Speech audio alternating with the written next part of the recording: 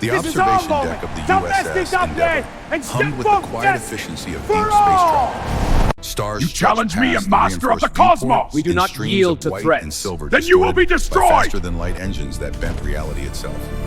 The ship, humanity's finest diplomatic vessel, carried 60 souls through the void What do the between scans show? civilizations.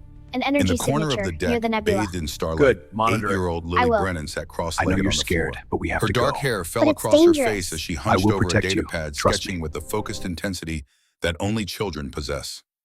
Her small voice rose in a gentle hum. Twinkle, twinkle, little star, how I wonder what you are. 20 feet away, Captain Marcus Brennan stood at the main console reviewing encrypted transmission logs. At 45, he carried himself with the quiet authority of a man who had seen enough of the universe to respect it. Gray touched his temples. Lines marked his face not from age, but from the weight of decisions made and lives held in balance.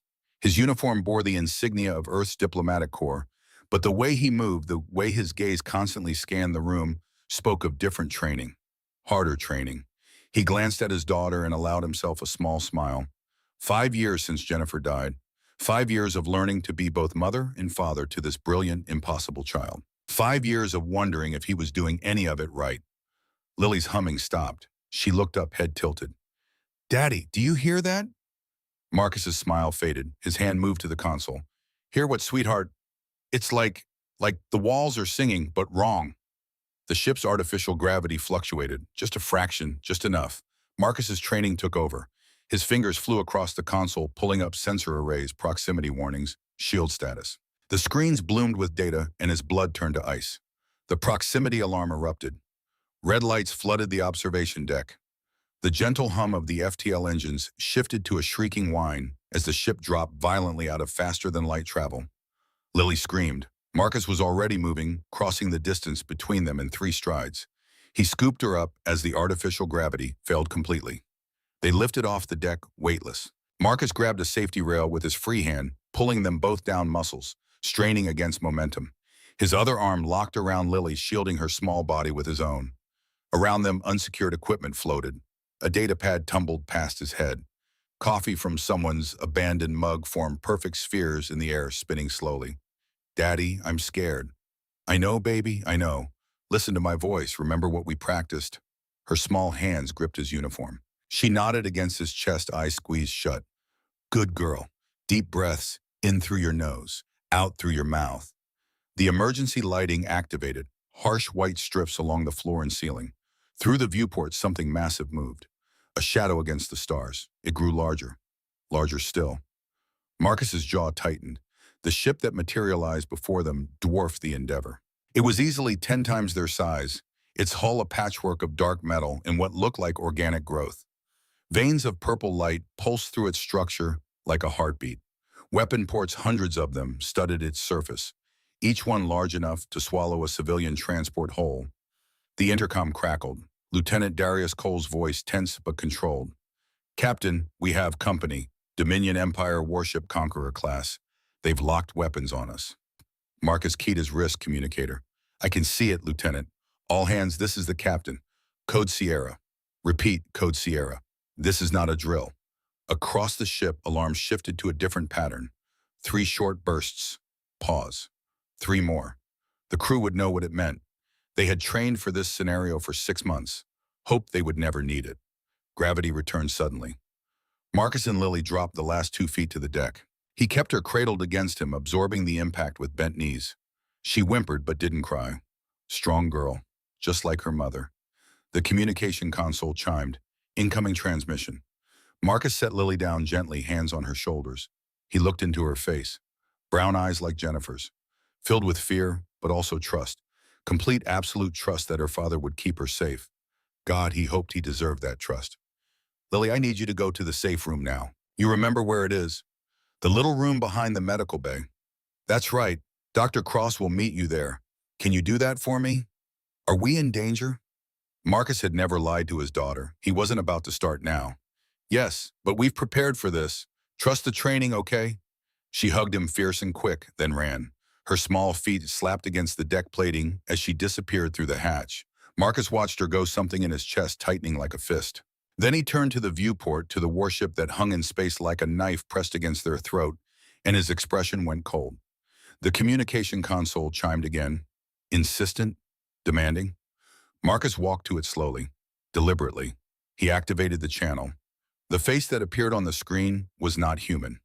Reptilian features, scaled skin the color of burnt copper, eyes that glowed with a faint red light, three of them arranged in a triangle across what passed for a face. When it spoke, rows of crystalline teeth caught the light. Primitive vessel, you have entered Dominion space. Prepare for immediate inspection.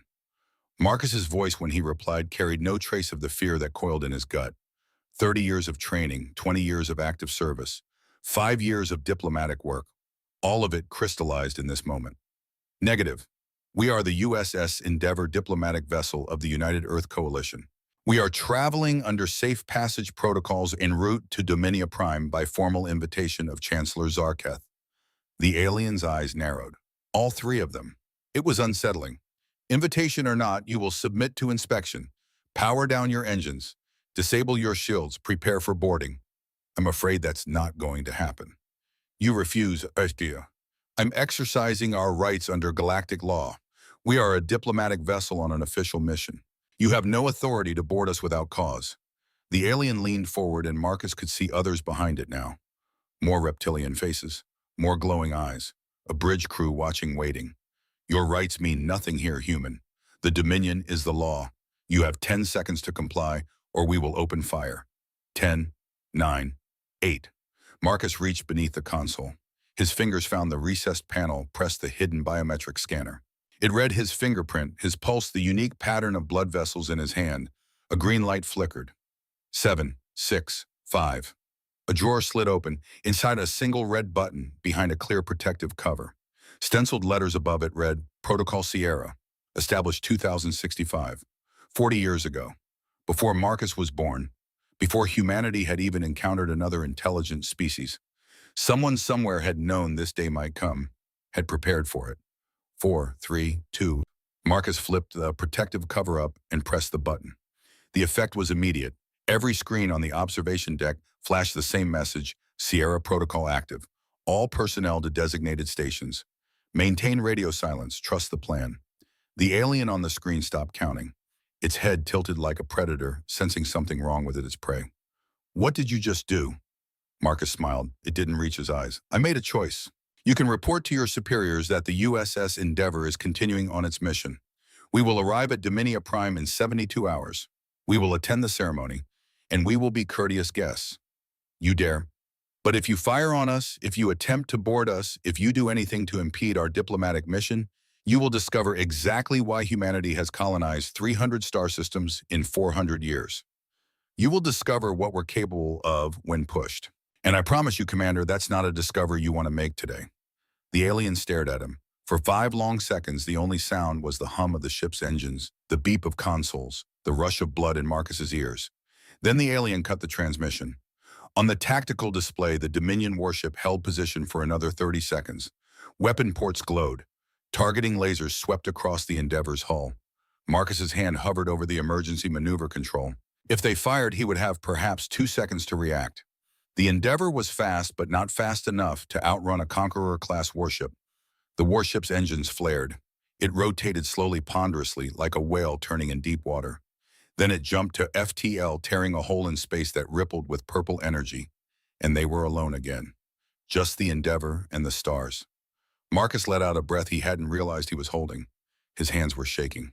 He pressed them flat against the console, willing them still. The hatch opened. Lieutenant Darius Cole stepped through, tall and lean, his dark skin sheened with sweat. Behind him came Dr. Evelyn Cross, gray hair pulled back in a severe bun, her expression clinical, but her gaze worried. Lily's in the safe room, Evelyn said. She's scared, Marcus. I know, I'll go to her in a minute. He straightened, forcing his command voice. Damage report. Darius consulted his data pad. No hits. They ran a full weapons lock but never fired. Whatever Sierra Protocol did, it worked. They backed off. For now, Marcus pulled up the tactical display, reviewing the encounter frame by frame. Darius said, I need you to pull the full archive on Protocol Sierra, everything. I want to know what we just activated. Already on it, Captain. The files are extensive. 40 years of contingency planning. Multiple scenarios, response protocols, even technological developments kept in reserve. This thing goes deep. Evelyn moved to stand beside Marcus, her voice low. Do you even know what Sierra is? No, Marcus admitted. But my father did, and his father before him. It's been passed down captain to captain for 4 decades. The instruction was simple. If humanity ever faces extinction-level threat from an alien empire, activate Sierra and trust the plan. That's insane. That's survival. Marcus turned to face her fully. Evelyn, 40 years ago, some of the brightest minds in our species looked at the universe and asked themselves, what if we're not alone? What if we're not the strongest? What if we meet someone who wants to destroy us? And they spent 4 decades preparing for that possibility. Building safeguards, creating contingencies, all in silence, all in secret. But what did we just activate? What's happening right now? Marcus looked at the tactical display again, at the receding energy signature of the Dominion warship, at the calculations running across his screens, probability matrices and threat assessments that he didn't remember initiating. I don't know, but we're about to find out. 30 minutes later, Marcus sat in the safe room with Lily curled in his lap. The room was small, barely 10 feet square, its walls lined with emergency supplies and medical equipment. A single viewport showed the stars streaming past as the Endeavour resumed its journey. Lily had stopped crying. She sat very still, her teddy bear clutched to her chest, her head resting against her father's shoulder. Are the bad aliens gone? She asked. For now. Will they come back? Marcus chose his words carefully. I don't know, sweetheart, but I promise you I will do everything in my power to keep you safe. She was quiet for a moment, then, Mommy would be scared. The words hit him like a physical blow. He closed his eyes, remembering. Jennifer in the hospital bed. Lily just 3 years old, too young to understand. The accident had been quick. A reactor malfunction on a civilian transport. 30 people dead, including his wife. The investigation had called it mechanical failure, but Marcus had read the classified reports. Sabotage. A radical anti-expansion group. They had never caught the ones responsible. He had promised Jennifer as she lay dying that he would keep their daughter safe, that he would raise her right, that he would make sure she grew up in a better universe. 5 years later, he was taking her into the heart of an empire that had crushed 800 civilizations. Some promises were harder to keep than others. Your mom was the bravest person I ever knew, Marcus said quietly. She would be scared, yes, but she would also be strong, just like you. Lily looked up at him, searching his face. Daddy, are we going to die? No. How do you know? Because we've been preparing for this my whole life, because humanity doesn't give up, because we're smarter than they think we are, and because I have you to come home to and I don't break my promises. She seemed to accept this. Children had a way of trusting simple truths. She snuggled closer, her breathing evening out. Marcus held her until she fell asleep, then carefully transferred her to the small cot in the corner. He covered her with a blanket, kissed her forehead, and stepped back into the corridor. Darius was waiting. Conference room, the lieutenant said. You need to see this. The conference room was cramped, designed for a crew of 60, not for comfort. Darius had set up a holographic display in the center, and Evelyn was already there studying the images with the focused intensity of a scientist confronting an impossible equation. Marcus closed the door behind him. Show me. Darius activated the display. These are the Sierra protocol files. They're organized by threat level, response type, and probability of success. There are hundreds of scenarios, maybe thousands. But this, he pulled up a specific file. This is what activated when you press that button. Scenario Delta 7, first contact with Dominion level empire. Probability of survival 43%. Not great odds. No, sir, but here's where it gets interesting. The protocols don't just tell us what to do. They tell us what others have been doing. For 40 years, Captain, there have been ships out there. Human ships. Doing things. Building things. Preparing. The hologram shifted, showing star charts. Dozens of systems marked in blue. Human systems. But there were others marked in red that Marcus didn't recognize. What am I looking at? Evelyn answered, her voice tight. Forward operating bases. Research stations. Automated defense platforms. All of them hidden. All of them dormant. Waiting for the Sierra activation signal. Marcus stared at the display. How many? Hundreds. Maybe more. The files are still decrypting. Darius zoomed in on one system. But here's the part that's going to blow your mind. Remember the 5 colony ships that went missing 287 years ago? The Constitution and her sister ships. Of course. Biggest mystery in our exploration history. 5 massive transports fully loaded with colonists and equipment just vanished en route to their destinations. They didn't vanish, Captain. According to these files, they were redirected, stripped of their colonists, refitted, and sent on a different mission entirely. What mission? Darius met his stare. To find the Dominion, to study them, to engage them if necessary. And Captain, according to these records, they did find them, 287 years ago. The room went silent. Marcus could hear his own heartbeat, could feel the weight of what Darius was suggesting, settling over him like a physical thing. You're telling me that humanity has been at war with the Dominion Empire for nearly 3 centuries and nobody knew about it? Not war exactly. The ships were unmanned by that point. Automated, but yes, they've been engaged with Dominion forces for 287 years. Fighting, learning, adapting. Evelyn pulled up another file. And here's the kicker, Marcus. The Dominion thinks they won. They think they destroyed some alien civilization. They've been displaying those ships as their greatest trophy. Proof of their superiority. Marcus looked at the star charts, at the hidden bases, at the contingency plans laid out by people who had died before he was born. People who had looked at the stars and seen not wonder, but threat. Who had prepared in secret for a war that might never come. Except it had come, and they had been ready. Does the Dominion know? He asked quietly. Do they know those ships are human? According to intelligence number, they think the ships belong to some extinct species. They have no idea they have been fighting automated human defense systems. Then we have an advantage. Information. Surprise. We have more than that. Darius pulled up a new file. We have the shutdown codes. We can turn those ships off anytime we want. But Captain, there's something else. Something in the files that I think you need to see. The hologram shifted again. This time it showed detailed schematics. Ships, weapons, technology that Marcus didn't recognize. What am I looking at? The real human fleet, Darius said quietly. The one the Dominion doesn't know about. While they've been fighting those 5 old transports we've been building.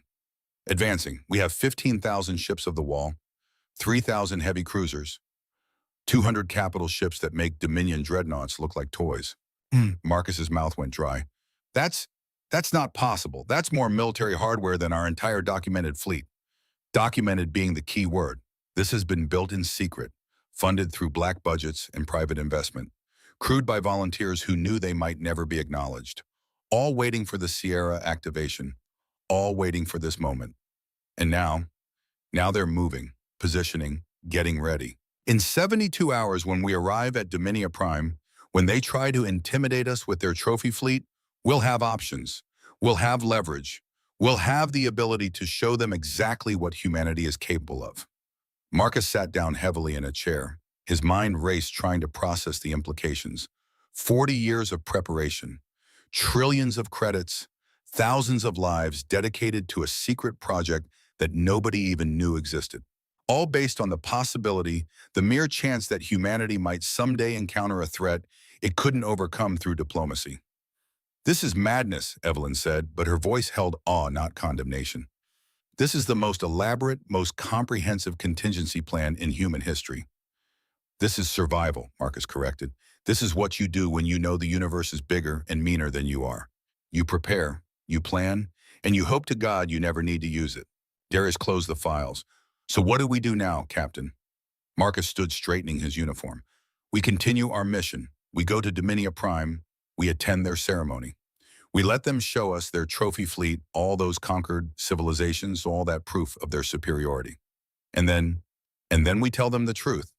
We explain that 5 of those ships, the ones they consider their greatest victory, are ours. That they've been fighting us for 3 centuries and didn't even know it. That everything they think they know about humanity is wrong. Evelyn paled. Marcus, that could trigger a war, a real war, one that could cost millions of lives. Or it could trigger peace, real peace, based on mutual understanding and respect, not fear and intimidation. He moved to the viewport, looking out at the stars. My father told me something once. He said the true measure of a civilization isn't how well it fights. It's whether it knows when not to fight, whether it has the courage to choose understanding over violence. Your father was part of Sierra, wasn't he? Captain of the USS McKinley. He died 20 years ago, but before he passed, he told me about the protocol. Made me promise to carry it forward, to trust it if the day ever came. Marcus placed his hand on the viewport, feeling the cold of space beyond the reinforced glass. Somewhere out there in the dark between stars, 5 ancient ships were still fighting, still executing their programming, still protecting cargo that had been delivered centuries ago. And somewhere else, the real human fleet was moving into position. Thousands of ships, millions of crew members, all preparing for a confrontation that could reshape the galaxy. "We have 3 days," Marcus said. 3 days to study the files to understand exactly what we're walking into. 3 days to prepare ourselves for what comes next. I want full briefings on Dominion culture, military capabilities, political structure. I want to know everything about their trophy fleet ceremony. And I want contingency plans. Multiple contingencies. Because once we tell them the truth, everything changes." Darius nodded. "I'll coordinate with the crew. Evelyn, you'll handle the xenocultural analysis." "Already on it. But Marcus, there's one more thing." She pulled up a final file. "The ceremony, they don't just show conquered ships. They use it as a psychological weapon. Every species that's attended has surrendered within days. The shock of seeing all that combined, might all that proof of dominion, superiority, it breaks their will to resist. Then we'll have to be stronger than they expect." Marcus headed for the door. "I'm going to check on Lily. We'll reconvene in 6 hours. Get some rest. We're going to need it." He found Lily still sleeping in the safe room, her small body curled around the teddy bear, her face peaceful in a way that made his chest ache. He sat beside the cot, watching her breathe, and thought about the universe he was trying to give her. A universe where humanity didn't cower before empires, where diplomatic contact didn't mean submission, where his daughter could grow up free, unafraid, able to explore the stars without fear of conquest or destruction. Was he doing the right thing? Taking this mission, accepting this invitation, walking into what could be a trap? Or was he leading his crew, his child, into disaster? He didn't know. He couldn't know. All he could do was trust the preparation, trust the planning, trust that somewhere in the 40 years of Sierra Protocol development, someone had thought of this, had prepared for it. Lily stirred, her eyes fluttering open. "Daddy?" "I'm here, sweetheart. I had a dream about stars. There were so many stars, and they were all singing." "That sounds beautiful." It was, but Daddy, some of them were sad songs. Marcus stroked her hair, feeling the weight of prophecy in a child's dream. "Sometimes sad songs are important too. They remind us what we're fighting for, what we're trying to protect. Are we going to be okay?" He looked at her, this small person who trusted him completely, who believed he could fix anything, solve any problem.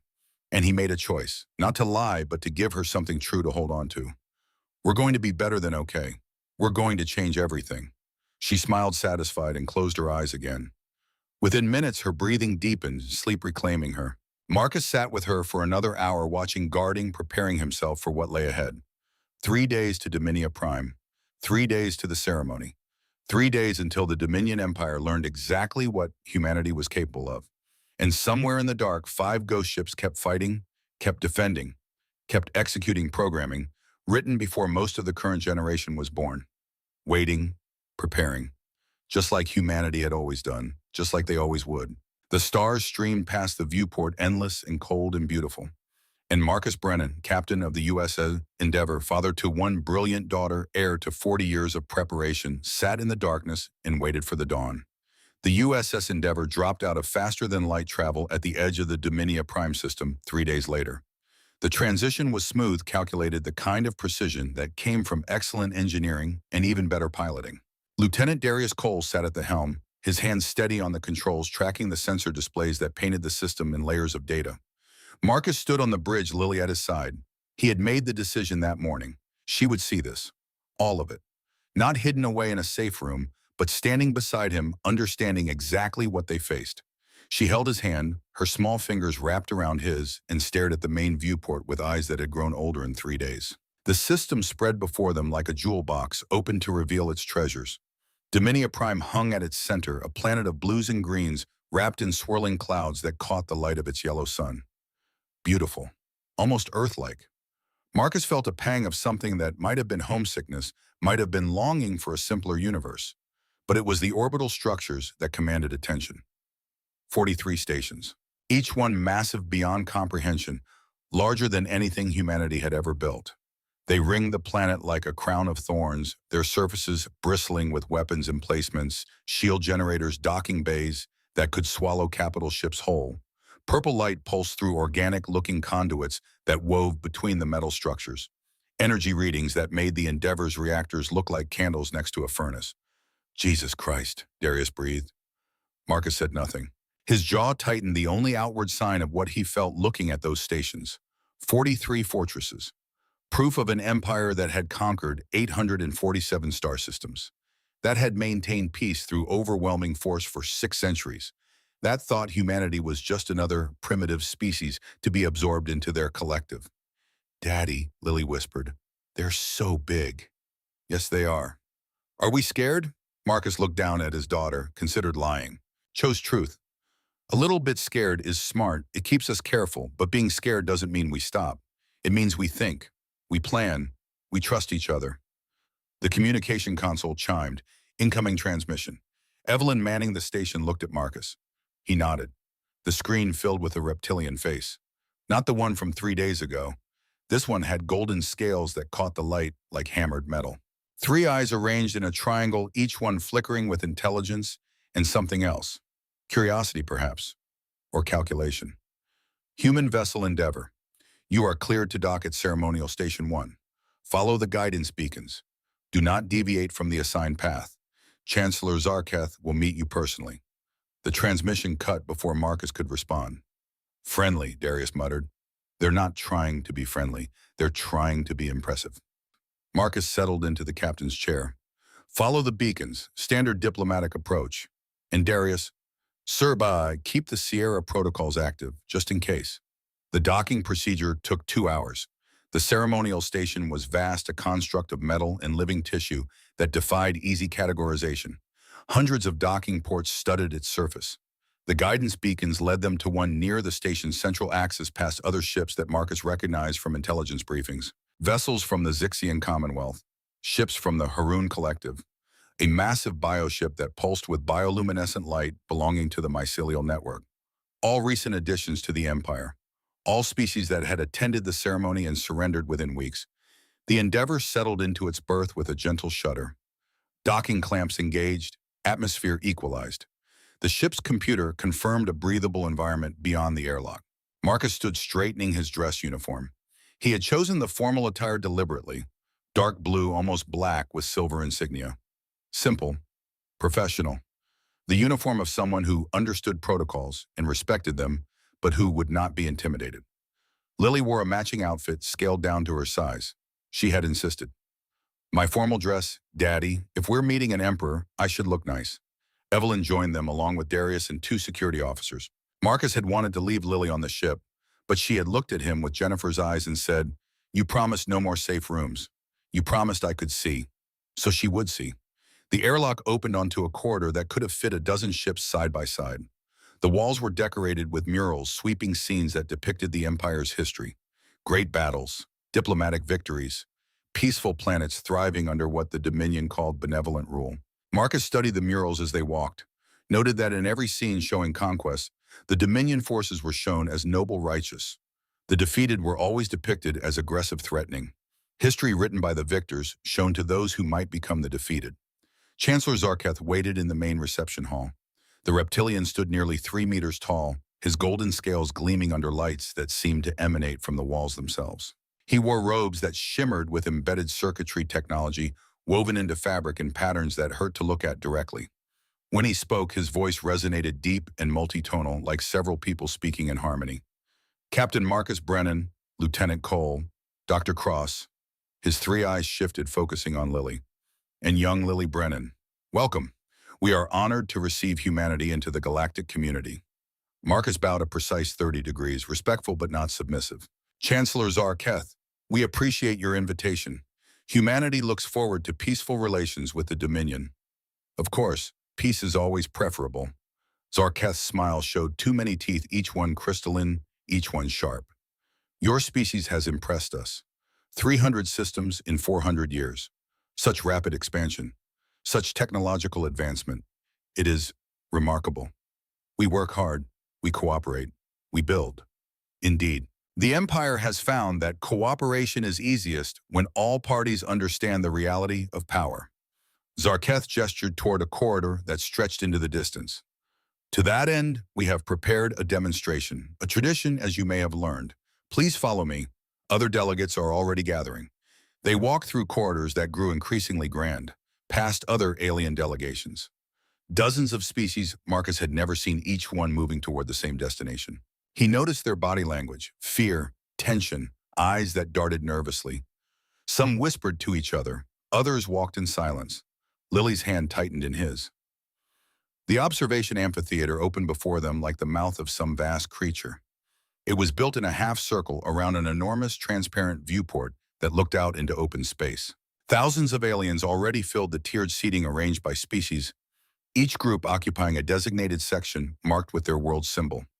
Zarketh guided them to a section marked with Earth's representation, a blue marble. Home. Please be seated. The ceremony will begin shortly. I believe you will find it educational. He left them there, moving to a raised platform at the front of the amphitheater where other Dominion officials gathered. Marcus could see the hierarchy in their positions, the way they deferred to those in the center. The amphitheater fell silent as a massive hologram materialized above the platform. A being even larger than Zarketh, its skin like polished stone gray and white, with veins of gold running through it. 6 eyes arranged around its head in a pattern that allowed complete spherical vision. Emperor Theron Kael, Evelyn whispered, 15,000 years old according to our intelligence. One of the founding members of the Dominion. The Emperor's voice, when it came, seemed to originate from everywhere at once. The walls themselves vibrated with it. New friends, you are here because your species have recently joined our great community. You are here because we wish you to understand what the Dominion truly is. We are not conquerors. We are not tyrants. We are practical. We understand that the universe is dangerous, that only through unity can civilizations thrive. A pause. Those 6 eyes seemed to look at each delegate individually, an impossible feat that nonetheless felt absolutely real. But unity requires understanding, and understanding requires knowledge. You must know what the Dominion is capable of. You must know why 600 years have passed since any species dared raise weapons against us. You must see the truth of power. The Emperor raised one massive hand. Outside the viewport, space began to ripple. Lily gasped. Around them, other species made sounds of distress. Some covered their eyes. Others leaned forward, unable to look away. Space tore. Not metaphorically. The fabric of reality split open like cloth being ripped, revealing something else beyond.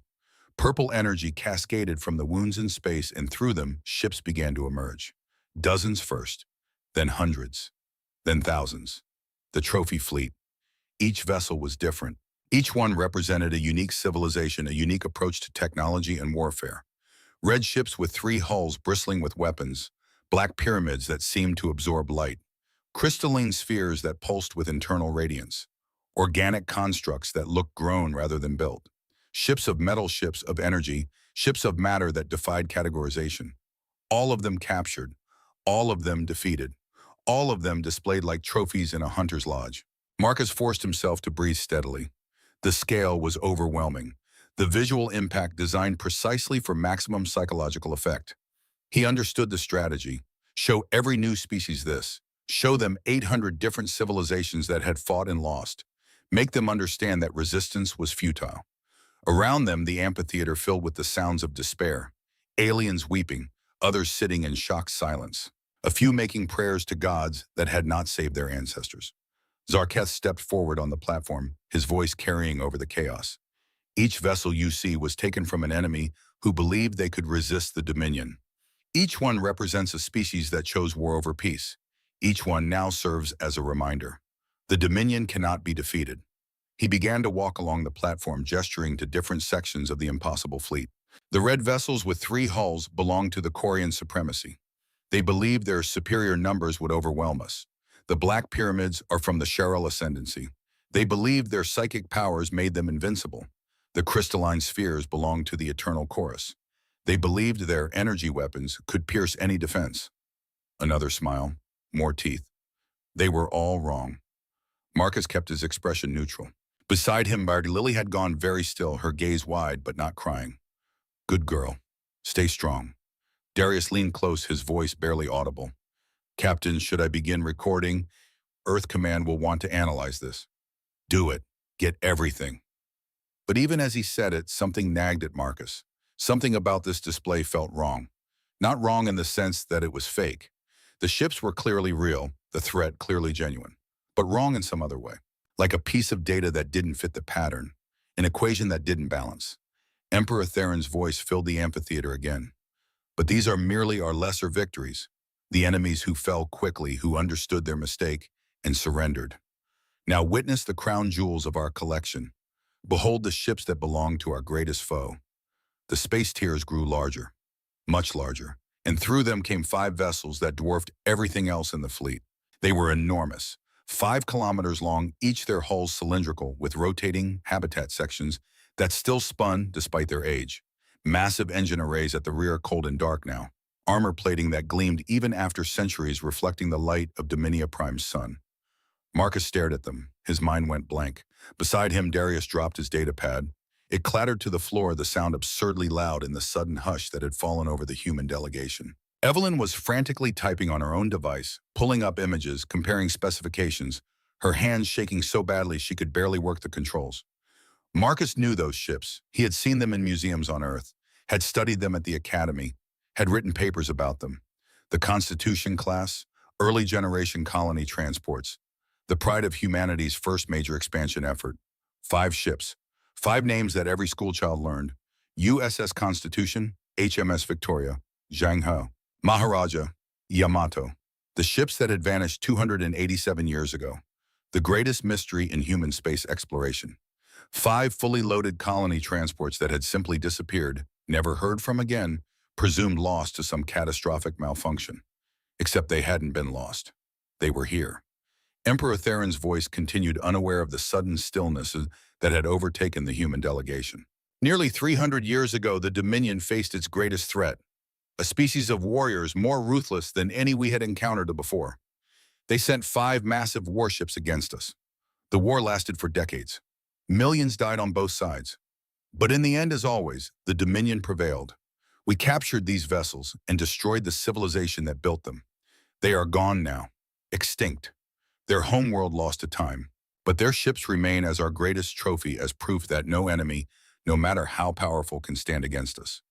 Marcus tried to speak. His mouth opened, but no sound came out. His hands were trembling. He gripped the armrest of his seat, knuckles white, trying to process what he was seeing. Darius was scrolling through his historical database, comparing hull configurations, matching serial numbers visible even from this distance. His expression had gone from shock to something else. Something that might have been hysteria, barely contained. Evelyn had stopped typing. She had pulled up technical schematics on her screen, and now she just stared at them, then at the ships, then back at the schematics. Her mouth moved soundlessly, forming words that wouldn't come. Zarketh approached their section. His 3 eyes gleamed with satisfaction. This was the moment he had been waiting for. The moment when the new species understood. When they saw the futility of resistance. When they broke. "Captain Brennan," he said, his voice laden with false sympathy. "I see the display affects you. This is natural. All species feel this way when confronted with the reality of Dominion power. But I assure you, submission need not be shameful. It is simply practical." Marcus looked at him, looked at those 3 gleaming eyes, that satisfied smile, that posture of absolute certainty. And then Marcus made a sound, a short, sharp snort. Laughter suppressed, trying desperately to stay contained. Zarketh's smile faltered. "Captain, Marcus tried to stop it. He really did. This was a diplomatic ceremony. This was serious. Lives depended on maintaining proper decorum. But he looked at those 5 ships again. The USS Constitution. The ship that had carried 50,000 colonists and enough farming equipment to terraform a planet. The ship that had been loaded with tractors and water pumps and seed banks and manufacturing equipment. The ship that the Dominion thought was a warship, that they thought belonged to an extinct species of ruthless warriors.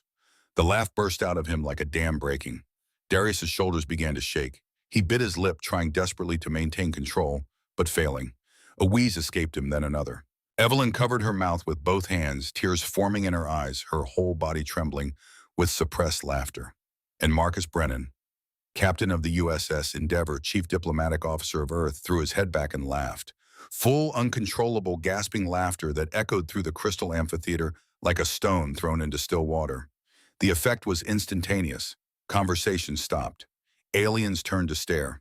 The Dominion officials on the platform froze their certainty, cracking like ice over deep water. Marcus couldn't stop. Every time he tried to compose himself, he would look at those ships, and fresh waves of laughter would overtake him. Tears streamed down his face. His sides hurt. He doubled over, struggling to breathe. Lily looked up at him confused and a little frightened, but not crying, trusting that her father knew what he was doing. Emperor Theron's holographic face loomed larger, his voice cold. "You find the Dominion's military might amusing human." Marcus tried to respond, took a deep breath, opened his mouth, looked at the ships again, started laughing once more. Darius managed to gasp out between fits of laughter. "I'm sorry. We're so sorry. This is just, oh God, this is..." He dissolved into laughter again, unable to finish. The atmosphere in the amphitheater was shifting, confusion giving way to tension. Some Dominion officials had moved their hands to their weapons. The alien delegates were becoming nervous, sensing danger, but not understanding its source. Zarketh's voice cut through the chamber like a blade. "Silence." The sharp command helped Marcus regain some control. He forced himself to breathe, in through the nose, out through the mouth. He wiped tears from his eyes and stood up his legs to weak from laughing so hard. "Chancellor," he said, his voice still shaking. "Emperor Theron, I apologize. We mean no disrespect. It's just those ships." He pointed at the 5 massive vessels floating in space like monuments to a war that never was. Zarketh's scales darkened with anger. "You heard the Emperor. They were taken from our greatest enemy, a species of ruthless warriors who nearly destroyed the Dominion before we defeated them utterly. Their civilization is extinct. Only these trophies remain." And when Marcus asked, fighting to keep his voice steady, did this war take place nearly 300 years ago? It was the longest and bloodiest conflict in Dominion history.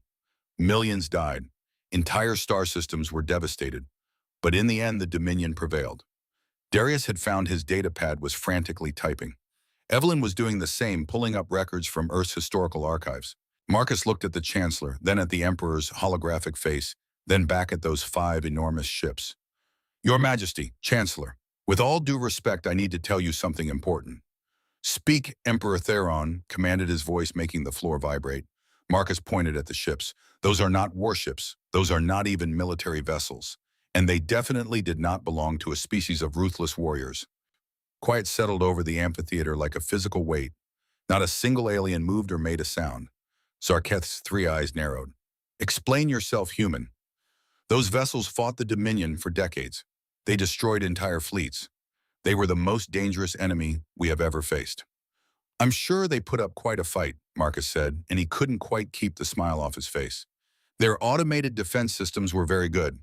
We built them that way. But Chancellor, those ships are ours." The word hung in the air. "Ours." Zarketh repeated it slowly, as if testing its weight. "Ours. Ours. They belong to humanity. Or they did 287 years ago when we lost track of them."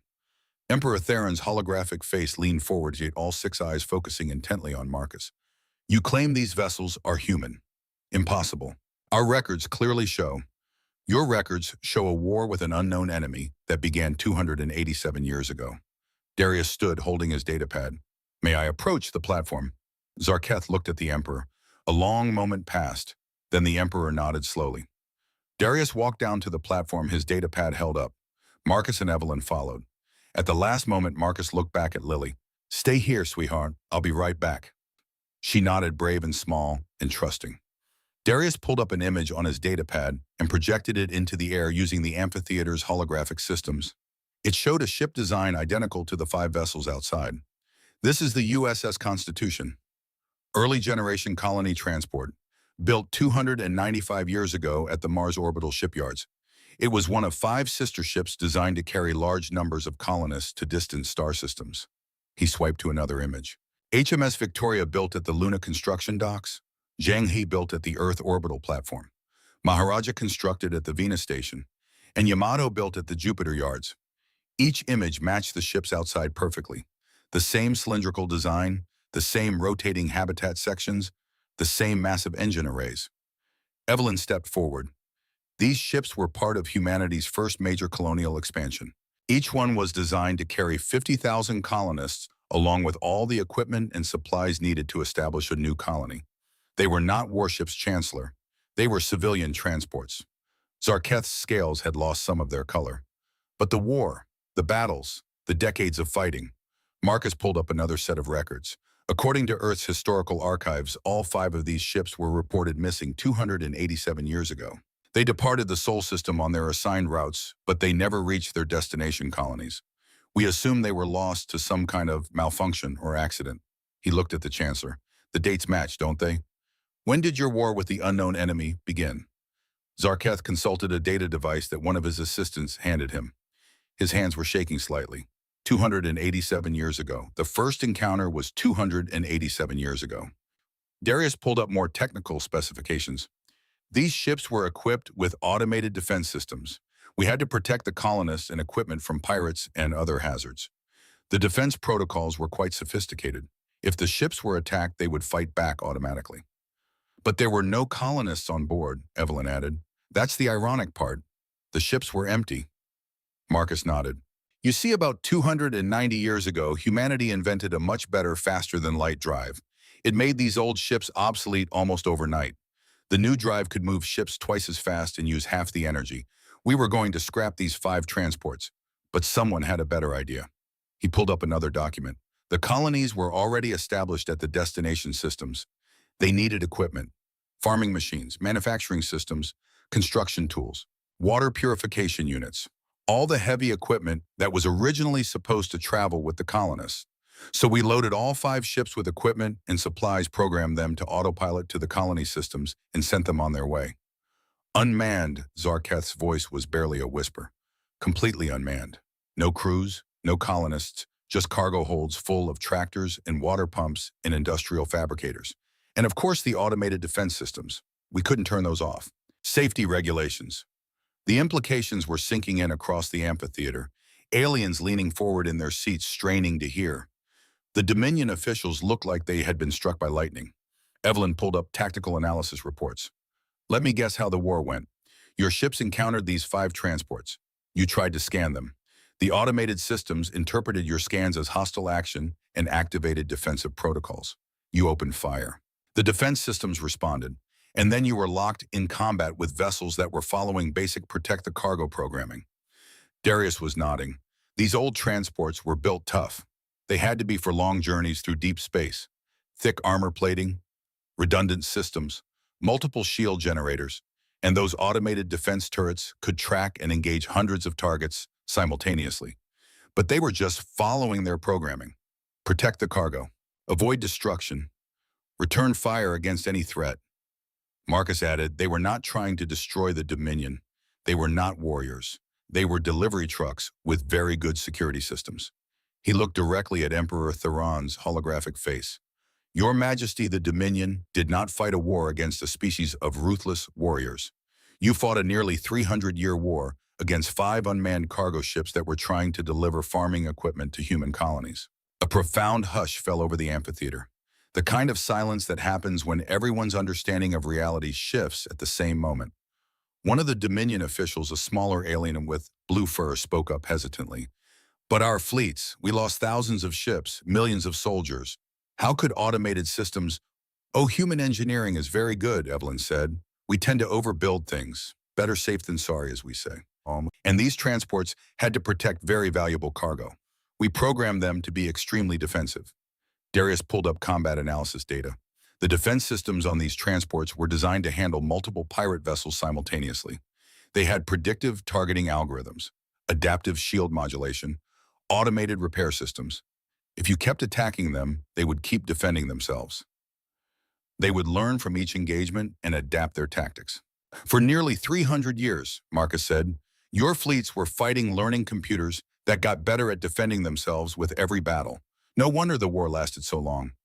Zarketh sat down heavily on a nearby bench. He looked like he might be sick. Nearly 300 years. The greatest war in our history. Millions dead. Entire generations spent fighting. And it was all cargo ships. Very well-armed cargo ships, Darius offered, with excellent programming. Another Dominion official, this one with green scales, spoke up. But we captured them eventually. We won the war. We defeated these ships. Evelyn nodded. Oh yes, I imagine you did. The defense systems were good, but they weren't perfect. And 300 years is a long time. Even automated systems eventually break down. The ships probably ran out of ammunition eventually, or their power systems degraded, or you finally figured out some tactical approach that the programming couldn't handle. She paused. Out of curiosity, how did you finally win? What was the breakthrough? The green-scaled official looked uncomfortable. We stopped attacking them. We realized they only fired when fired upon. So we used communication drones instead of warships. We sent diplomatic signals. When they didn't respond, we sent boarding teams through dimensional portals. By the time we figured out the ships were empty, we had already lost so much. Marcus felt a pang of sympathy for them despite everything. I'm sorry for your losses, truly. If we had known what was happening, we would have sent the shutdown code, as the whole thing could have been resolved peacefully. Shutdown codes, Zarketh repeated numbly. Darius held up his datapad. Every human ship has command override codes, even automated ones, especially automated ones. If you had contacted Earth and explained the situation, we could have transmitted the codes and shut down the defense systems remotely. But instead, Evelyn said, you thought you were fighting a war, so you kept attacking, and the ships kept defending themselves. A tragic misunderstanding that lasted for centuries. Emperor Theron's holographic face had gone completely still. His 6 eyes stared at nothing. Finally, he spoke, and his voice sounded tired and old. What you are telling us, what you are claiming, is that the greatest military victory in Dominion history was against unmanned human cargo ships. Yes, Your Majesty, Marcus said gently. That is exactly what I'm telling you. Another silence fell over the amphitheater. Then from somewhere in the sets where the alien delegation sat, someone made a sound. It might have been a cough. It might have been a laugh. It was hard to tell. Marcus looked at the 5 ships hanging in space outside the viewport. From this angle, he could see some of the hull markings around. There on the side of the largest vessel was the registry number, USS Constitution, Colony Transport Epsilon 1. Chancellor, he said, Your Majesty, if it's possible, humanity would like to request the return of these ships. There's still equipment on board that we could use, and honestly, they belong in a museum. Future generations of humans should be able to see them and learn about the time 5 cargo ships accidentally fought the most powerful empire in the galaxy to a standstill. Zarketh looked up at him, his 3 eyes filled with an emotion Marcus couldn't quite identify. Shame, perhaps, or maybe just exhaustion. What was in the cargo holds? What was so valuable that you gave it such powerful defenses? Darius consulted his datapad. According to the manifest, mostly farming equipment, automated tractors, irrigation systems, seed banks, also some industrial fabricators for manufacturing, water purification systems, medical supplies, the basic necessities for establishing a colony. Farming equipment, Zarketh repeated. Very expensive farming equipment, Evelyn added. Colonial expansion was costly. We wanted to make sure the cargo arrived safely. The Chancellor stood slowly. He looked very old suddenly. He turned to face the Emperor's hologram. Your Majesty, I believe we need to discuss this matter privately. Perhaps we should adjourn the ceremony for now. Emperor Theron nodded. His holographic face began to fade, but before it disappeared completely, he spoke one more time. Captain Brennan, Lieutenant Cole, Dr. Cross, the Dominion appreciates your clarification. We will need time to process this information. Please return to your ship. We will contact you soon to discuss the return of your vessels and other matters. The hologram vanished. The lights in the amphitheater came up. Dominion officials were scrambling off the platform, talking urgently among themselves. The alien delegation sat in stunned silence, trying to understand what they had just witnessed. Marcus looked at Darius and Evelyn. They looked back at him. And then, unable to help themselves, all 3 humans burst into laughter again. The walk back to the Endeavor felt longer than it should have. Marcus and his team moved through the quarters of Ceremonial Station 1 in silence, but it was not a comfortable silence. It was the silence of people who knew they had just changed everything without meaning to. Behind them, they could hear raised voices, aliens arguing in dozens of different languages, Dominion officials shouting orders. Someone was crying. Someone else was laughing. It was the sound of an entire worldview collapsing in real time. Lily walked between Marcus and Evelyn, holding both their hands. She hadn't said a word since the amphitheater, just watched everything with those 2 old eyes. When they finally reached the Endeavor, Marcus almost ran up the boarding ramp. Once inside with the airlock sealed behind them, he leaned against the wall and let out a long breath. Well, Darius said, that didn't go as planned. Did we have a plan? Evelyn asked. The plan was to watch their display, look appropriately impressed, and then begin formal diplomatic discussions. Marcus laughed, but it sounded a bit hysterical even to his own ears. The plan was definitely not to accidentally reveal that their greatest military victory was against unmanned cargo ships. He pushed himself off the wall and headed for the bridge. His crew looked up as he entered, their expressions ranging from shock to barely suppressed amusement. "Captain," said Lieutenant Yuki Tanaka, the Endeavor's pilot, "are we expecting trouble? Should I prepare for immediate departure?" Marcus considered the question. The Dominion had let them leave the station. They could have detained them, could have arrested them for insulting the Empire. Instead, they had let them go. That was a good sign. Probably. "Not yet," Marcus said, "but keep the engines warm just in case and make sure our FTL drive is fully charged. If things go wrong, I want us ready to jump out of this system immediately."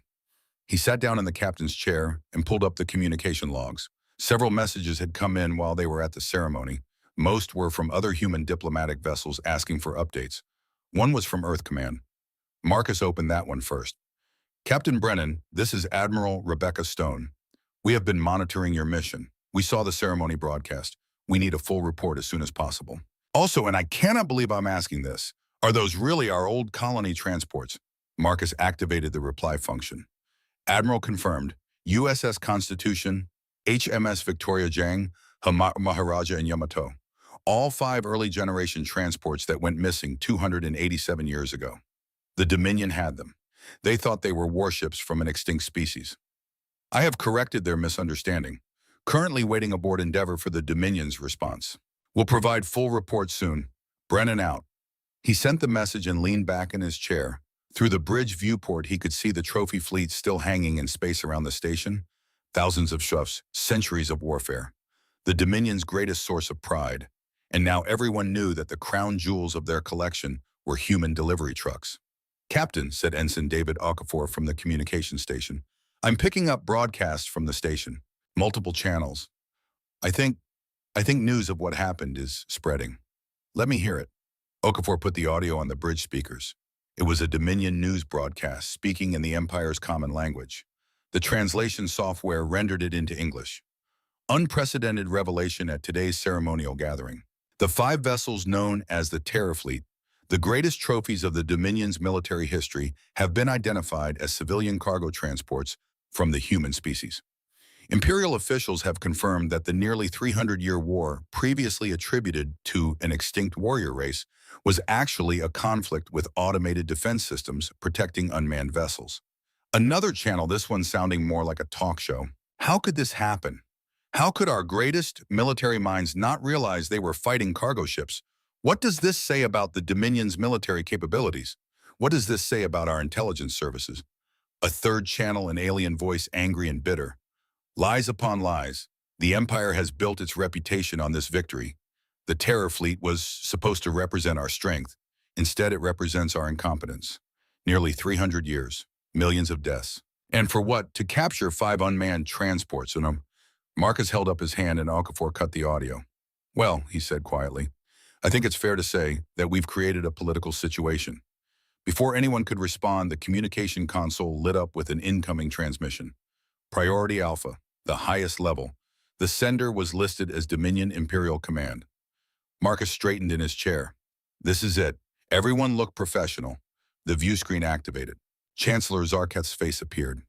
He looked exhausted. His golden scales had lost their shine and his 3 eyes were bloodshot. "Captain Brennan, I am contacting you on behalf of Emperor Theron and the Dominion High Council. We need to speak with you privately. Just you, not your full delegation. Can you return to the station?" Marcus felt his crew tense. This could be a trap. On the other hand, if the Dominion wanted to harm them, they wouldn't need to lure Marcus back. They could just attack the Endeavor. "Of course, Chancellor. Now, if possible, I will send you coordinates." The transmission ended. A moment later, new coordinates appeared on the navigation system, a small private docking bay on the far side of the station. Darius stood. "Captain, you can't go alone. It's too dangerous." Lily appeared in the doorway to the bridge. She must have been listening. "I want to come too." "No," Marcus said firmly. "Not this time, sweetheart. You stay here with Dr. Cross. That's an order." For once, she didn't argue. Maybe she understood. Maybe she was just tired. She nodded and went to Evelyn, who wrapped an arm around her shoulders. Marcus stood straightening his uniform. Darius, you have command while I'm gone. If I'm not back in 2 hours, contact Earth Command and get out of this system. Do not wait for me. Captain, that's an order, Lieutenant. He left before Darius could argue further. The private docking bay was much smaller than the ceremonial port. Marcus flew over in a small shuttle, piloting it himself. The bay doors opened as he approached, and he set the shuttle down on a landing pad that looked like it hadn't been used in years. Chancellor Zarketh was waiting for him, alone. No guards, no assistants, just him standing in the empty docking bay looking lost. Marcus exited the shuttle carefully. His hand rested near his sidearm just in case. But Zarketh made no threatening moves. Instead, he simply gestured to a door. Thank you for coming, Captain. Please, this way. The small conference room had transparent walls offering a view of space and the trophy fleet beyond. Inside, 3 other aliens waited. The blue-furred official Marcus had seen earlier. One with green scales who had spoken about how the war ended, and a third new to Marcus that looked like it was made of living water, its body constantly flowing and reforming. Captain Brennan, Zarketh said formally. War Commander Draxus. He indicated the green-scaled alien. Intelligence Director Velsha, the blue-furred one, and Treasurer Navim, the water being.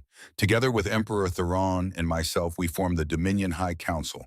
We are the 5 individuals who govern the Empire. Marcus bowed to each of them.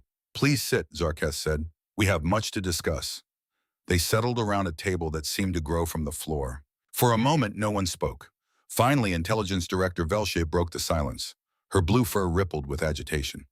Captain Brennan, we need to ask you something, and we need you to answer honestly.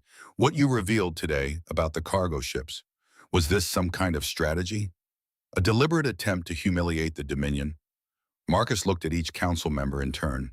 They seemed genuinely confused. Hurt even. No, he said firmly. Absolutely not. We had no idea those ships were here. We had no idea what your ceremony would involve. When we saw the Constitution and the others, we were shocked. The laughter was genuine. It was not calculated. But you did humiliate us, War Commander Draxus said, his voice bitter. Intentional or not, you have destroyed our reputation. The Terror Fleet was the foundation of the Dominion's authority.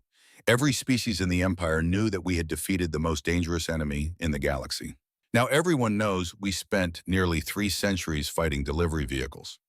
Marcus couldn't argue with that. I'm sorry, if I could take it back. But would you, Velsha interrupted, if you had known the truth beforehand, would you have revealed it anyway? Or would you have let us continue living in ignorance? That was harder to answer. Marcus thought about it carefully. I don't know. On one hand, revealing the truth has clearly caused problems. On the other hand, you were building your entire civilization's reputation on a misunderstanding. Eventually, someone would have figured it out. Better to learn the truth from friends than to have it exposed by enemies during a war. Zarketh leaned forward. That is what concerns us most, Captain. What happens now? This information is already spreading. We have tried to suppress the broadcasts, but it's too late. Within days, every species in the Dominion will know. Within weeks, every independent civilization in the galaxy will hear the story. The Empire's authority is built on strength. Without that authority, everything falls apart. Treasurer Navim's watery form flickered. Already we are receiving reports of unrest.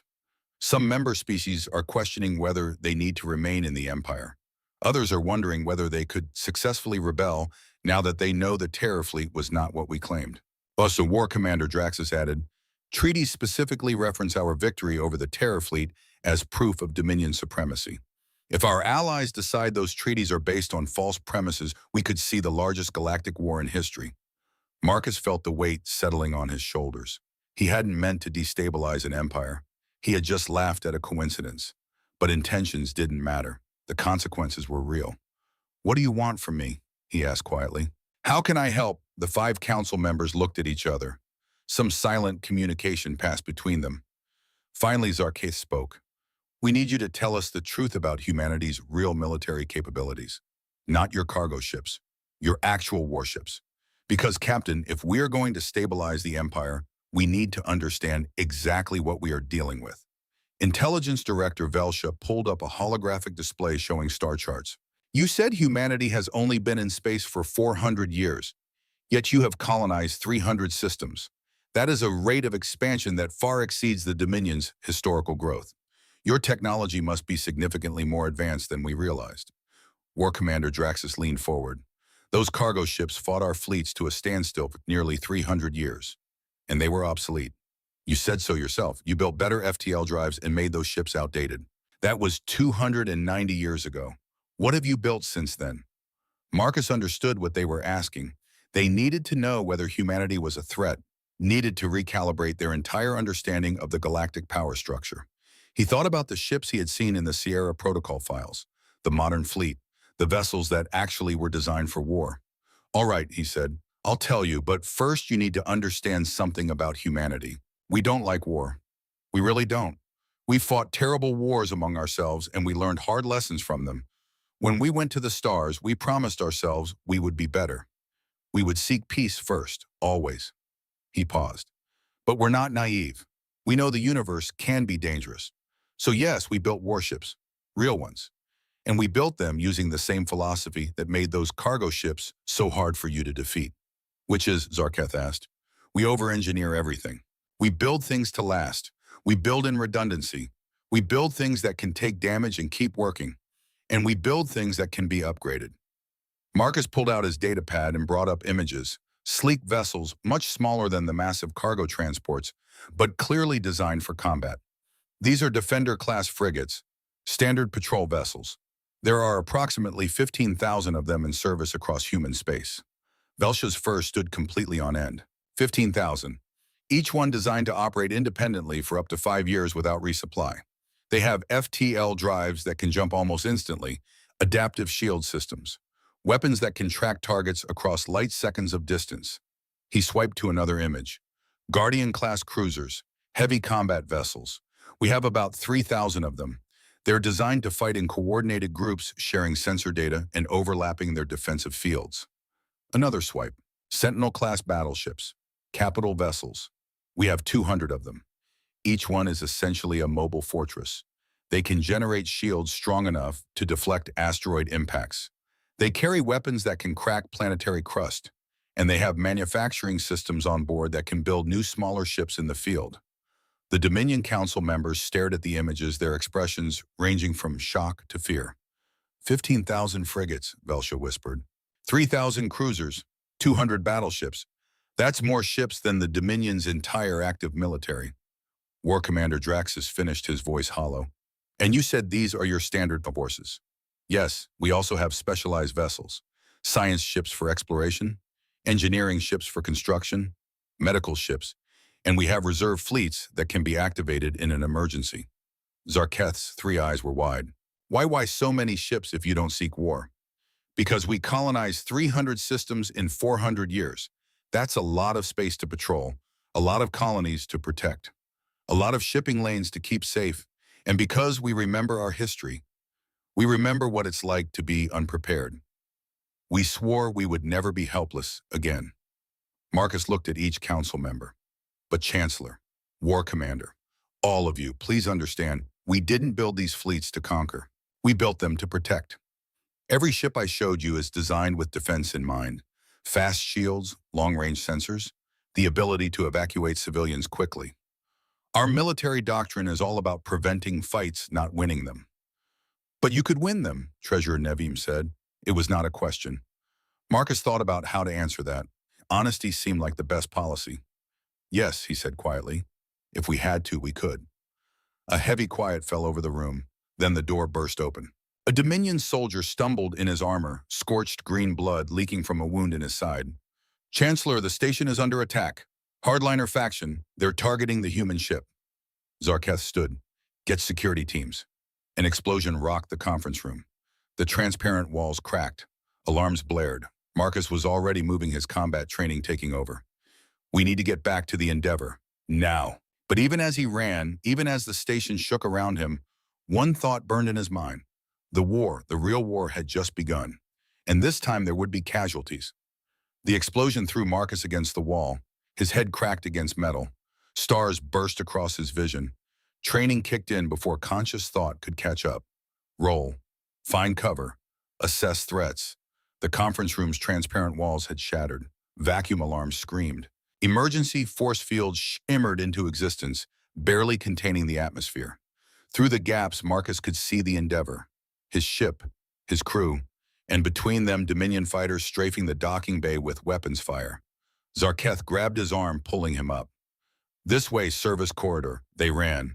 The Chancellor led, moving with surprising speed for a being his size. War Commander Draxus covered their rear, a weapon that looked like organic crystal pulsing in his hands. Behind them, more explosions. The sound of bulkheads tearing, the hiss of escaping air. Marcus keyed his wrist comm. Endeavor, this is Brennan. Status. Darius's voice came through, strained. Captain, we're under attack. Multiple fighters, Dominion configuration. They're targeting our engines and weapon systems. Deliberate. They're trying to disable us, not destroy. Get everyone to safe stations. Prepare for emergency departure. I'm en route. Sir, we've taken casualties. Raphael. Static. The comm cut out. Marcus's blood turned cold. Raphael, Ensign Raphael Santos. 28 years old, married 3 months ago. Wife pregnant. He had shown Marcus the ultrasound just last week. A girl. They were going to name her Maria. Raphael respond, nothing. They burst through a service hatch into a maintenance tunnel. The passage was narrow, designed for smaller species. Marcus had to duck, moving in a combat crouch. Zarketh's scales scraped against the ceiling. Who's attacking? Marcus demanded. Hardliners. Military faction that believes the old ways are the only ways. They see your revelation about the cargo ships as an existential threat. If the Empire's authority crumbles, they lose everything. War Commander Draxus added, his voice grim. They're not trying to kill you, Captain. They're trying to make it look like you attacked us. Provoke a war. In war, the old certainties return, the Dominion united against a common enemy. That's insane. Ooh, that's fear, and fear makes people do terrible things. They emerged into a secondary docking bay. The Endeavor sat 200 meters away, her hull scarred with weapons impacts. One engine nacelle was dark emergency foam spraying from ruptured conduits, but she was still there, still intact. Marcus keyed his comm again. Endeavor, I'm in secondary bay. Prepare to receive. This time, Evelyn's voice. Marcus Raphael is dead. He shielded the reactor core when they breached. Saved the ship, but he's gone. The words hit like a physical blow. Marcus staggered. Zarketh caught him. I'm sorry, Captain. They killed one of my people. Marcus's voice was flat. Dead. They killed Raphael. Yes, and I will see justice done. I swear it. They ran for the ship. Weapons fire stitched the deck behind them.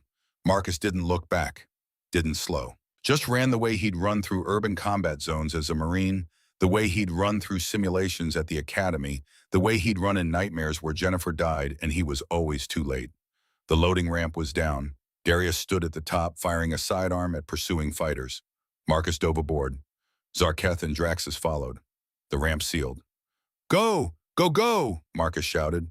The Endeavor lifted, engines screaming, damaged but not broken.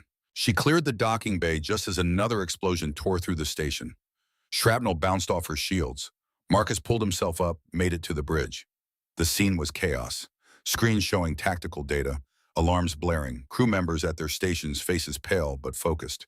And in the corner, covered with a thermal blanket, a shape that could only be a body. Raphael. Marcus's jaw tightened. Damage report. Port engine at 60%, Darius said. Shields holding but degraded. Weapons systems online. Casualties. He swallowed hard. 6 confirmed dead. 5 wounded. 2 critical. Names. Darius consulted his datapad, voice shaking. Ensign Raphael Santos. Technician Robert Fletcher. Ensign Diana Kovach. Crewman First Class Thomas Wright. Specialist Michelle Torres. Ensign David Kim. 6 people. 10% of his crew. All dead because some faction wanted to preserve their power. And the wounded doctor. Margaret Thorne took shrapnel to her spine. She's in surgery now, but Dr. Cross says even if she survives, she'll likely be paralyzed from the waist down. Lieutenant Tanaka has a concussion and broken ribs. 3 others with minor injuries. Marcus closed his eyes briefly. Margaret, 50 years old, chief xenobiologist. She had 3 grandchildren. Where's Lily? Safe room, unharmed. Small mercies. The tactical display showed more contacts. Dominion ships, but these were different. Larger, moving to intercept the hardliner fighters. Zarketh, standing beside Marcus, spoke into his own communicator in the Dominion language. A rapid-fire exchange. Then he switched to English.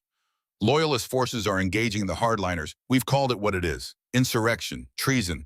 Emperor Theron has ordered their immediate apprehension. Will he get it?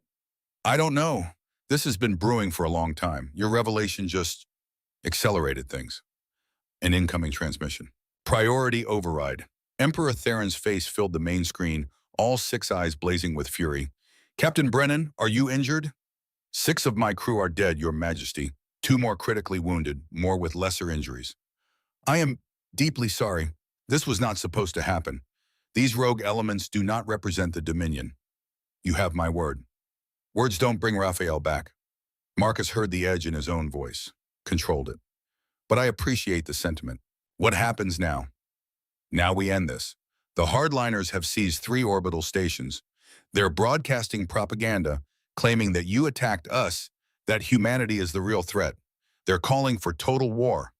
War Commander Draxus spoke up. Your Majesty, give me command of the Loyalist forces. I will root them out. Do it. But Draxus, minimal casualties. These are still our people. Misguided, but ours. Understood. The transmission ended. Marcus looked at Zarketh. He's serious about minimal casualties. Emperor Theron has ruled for 15,000 years. He's seen enough death. He doesn't want civil war. None of us do. Marcus moved to the body in the corner, pulled back the thermal blanket. Raphael's face was peaceful, eyes closed. He could have been sleeping, if not for the massive trauma to his chest where he'd taken the hit meant for the reactor. 28 years old, a wife waiting at home, a daughter he'd never meet. I'm sorry, Marcus whispered. I'm so sorry, Raphael. Behind him, the bridge fell silent. Even the alarms had stopped. Just the gentle hum of the ship's systems, the sound of breathing, of people trying not to cry. Marcus covered Raphael's face again, stood, turned to his crew. We will honor them, all of them, but first we survive. Dr. Cross, I need constant updates on Margaret's condition. Darius, coordinate with Dominion Loyalist forces. I want to know every hardliner position, every weapon they have. The crew moved, having orders helped, having purpose. Marcus returned to his chair, sat, stared at the view screen, showing the battle unfolding around Dominia Prime. Loyalist ships against hardliners, an empire tearing itself apart, and all because 5 cargo ships had gotten lost 287 years ago. The door to the bridge opened. Lily stumbled and Evelyn right behind her trying to stop her. Daddy, I heard explosions. I heard people. Daddy, I heard explosions. I heard people screaming. I know, baby. I know. Is someone hurt? He thought about lying, protecting her, but he'd promised. No more lies. Yes, 6 people died, more are hurt. Ensign Santos, the one who showed us pictures of his baby, he's gone. Lily looked at the covered forms in the corner.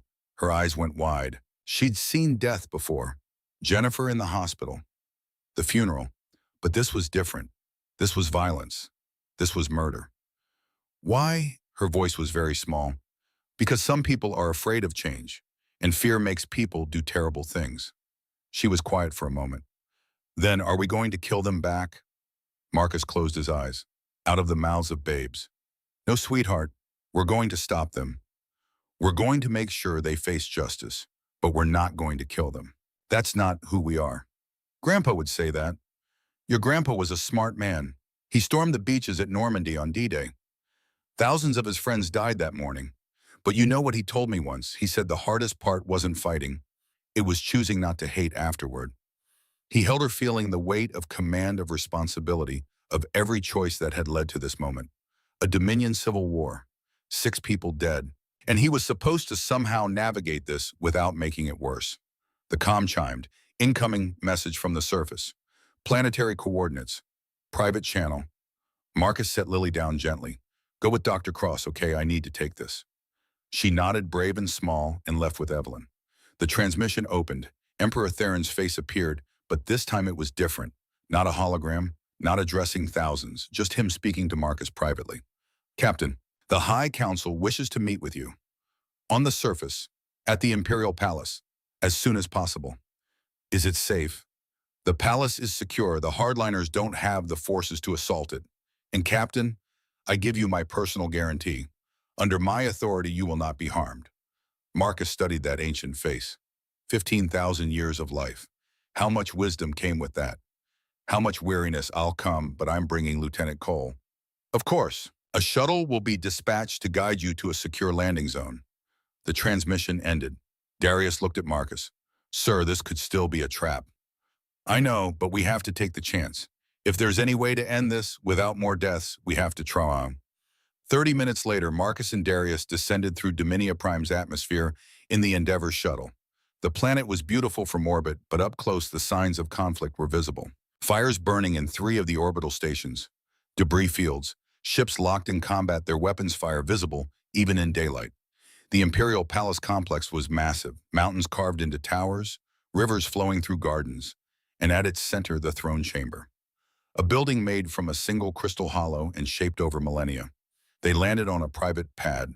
An honor guard waited, but they kept their weapons lowered. Respectful, not threatening. Chancellor Zarketh met them. Captain, Lieutenant, thank you for coming this way. The throne chamber was more impressive in person than it had been in holograms. The crystal walls refracted light into patterns that seemed alive. The floor was so polished it looked like water. Emperor Theron sat on his throne, massive and imposing. The High Council stood on platforms around him. All 5 members. Zarketh took his position.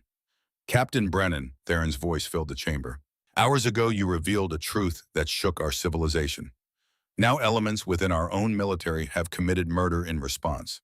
I am ashamed. Marcus said nothing, just waited. We have debated, the High Council and I, we have examined every aspect of Dominion policy and history, and we have come to a conclusion.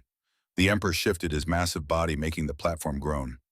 The Galactic Dominion Empire as it exists now is unsustainable. Murmurs rippled through the chamber. Other aliens were present, Marcus realized. Observers in galleries. Hearing this for the first time. We built an empire on fear, on the idea that we were too powerful to challenge. But Captain Brennan is correct. Fear is expensive. It costs innovation. It costs growth. It costs the loyalty of our member species. Most importantly, it costs us the opportunity to build something better. War Commander Draxus, who had just arrived, stepped forward. Blood stained his armor. He looked exhausted. Your Majesty, I must protest. If we abandon our principles now in the wake of this revelation, we will be seen as weak. Species will rebel. The Empire will collapse. Then let it collapse, Emperor Theron said calmly. The chamber went absolutely silent. I am serious. If the only way to maintain our empire is through constant intimidation and fear, then it deserves to collapse.